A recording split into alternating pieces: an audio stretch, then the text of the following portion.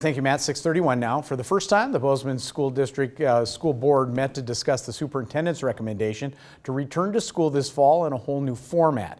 MTN's Cody Boyer sat in on the entire meeting, runs us through the key points. Leading up to this virtual meeting, there has been a mixed response from both parents and teachers alike.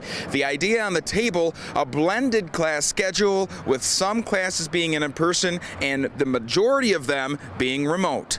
Teachers come back to school August 26th, so there's 20 days. At one point, more than 930 people listened in as the Bozeman School District Board met with only a couple of weeks left until school via Zoom. What are the thresholds that would toggle us to 100% remote learning? Superintendent Bob Connor's recommendation would impact nearly every part of what other models would call a traditional school year: special education, athletics, building ventilation, busing, using a learning management system, and more. Deputy Superintendent Bertram says there is no easy button. We had an additional week after spring break, so we had 5 days to get our teachers up to speed for remote learning. When they come back on contract, have 3 days.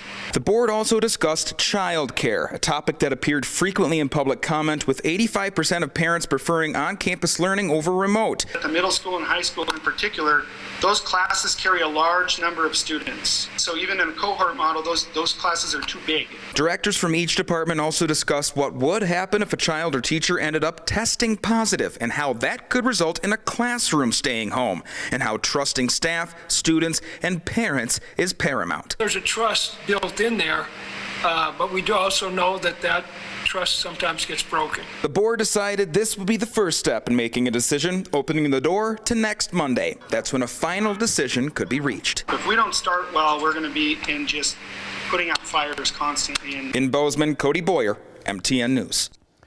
Now again, Cody tells us the board will meet again virtually on that Monday, starting once again at 9 in the morning. Everyone is welcome to participate via Zoom. We'll have a link to do so on our websites.